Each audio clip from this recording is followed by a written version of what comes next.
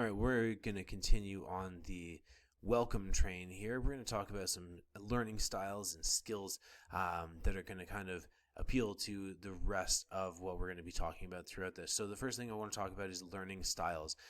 Most of us in our past have done learning styles quizzes to see if we are a visual or an auditory or a kinesthetic learner. I want to kind of go through that and talk a little bit about kind of my thoughts on it and what a lot of people have come to conclusions about.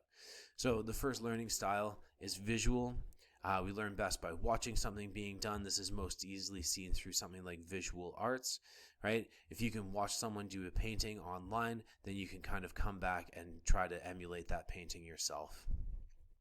The next one is auditory, right? We learn through listening. This is often how we learn words to a song or to a poem. It's how we learn the melodies in our favorite songs, right? So we can sing them back to people. The next one is reading and writing, okay?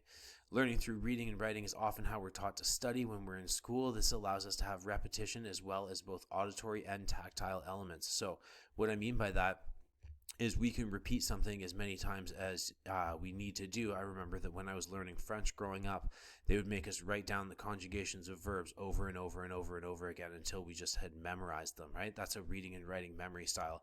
This not only is working with our hands, but it's also working with auditory, right? Because if I repeat something back to us over and over and over again, that's auditory repetition, right? So this is kind of what the advantage that we used to see studying in school was, and it works for a lot of different things as well.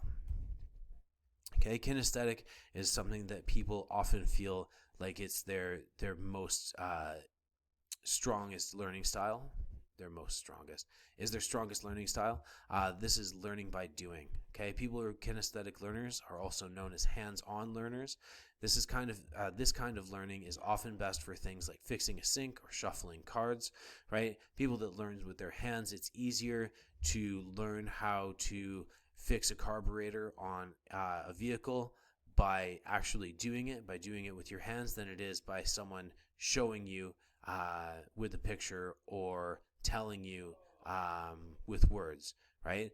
It's a hands-on tactile thing, you can most easily do it by doing it with your hands. Okay, those are the main ones. These are some new style ones. We have logical and naturalistic. These aren't as commonly recognized learning styles, but they're worth mentioning. Logical learning is when you learn something by figuring it out in your head, right? And naturalistic is when something seems innate. So we have all known someone who maybe we played on a soccer team when we were younger and we had a kid who'd never played soccer before, but they just came in and they scored all the goals. That's naturalistic learning, right? And then logical learning is when we're looking at something that's kind of mysterious to us in the world. This happens a lot when we're younger, and we just kind of put the pieces together and we figure it out without anyone actually telling us, right? Social and solitary learning, these are also less commonly recognized, but they're important for things like language and introspection, okay? It's easiest to learn a language. Again, this happens a lot when we're younger, okay? We learn a language by just being involved in it, being a part of it, right? And as you grow up, you learn more words, you learn how to put them together, right? And then introspection is solitary learning, right? Sitting and learning kind of about yourself, right? Sometimes you have to take some time away from everything and sit, and it often involves meditation. We think about ourselves and maybe our trajectory, okay? The last thing I want to talk about is personality types. Okay, so these are the 4 different types of personality types. I'm not going to go too far into them. Okay, but it's a really interesting test, and you can go to the link, the Myers-Briggs test, and you can find that personality type for yourself. Now, the reason that I want to start with all of these is so that I can learn a little bit more about you, right? Are you a visual learner, right? How can I make it easier for you to go through this class if you're a visual learner, right? One of the things that I found most is that people are what we call multimodal. Okay, multimodal means that we are really good in different learning styles depending on the different contexts, right? So if you're learning to play a song guitar, that's not only tactile, but it's also auditory. And sometimes you might need to read the music or read the lyrics to go along with that song to play on guitar, right? So be thinking about those things as well. You don't just have to be any one of these. Think about some of the things that you've learned where you've said, okay, well, I'm very much a tactile learner when it comes to baking a cake, but when it comes to learning a language, I'm an auditory learner. All right.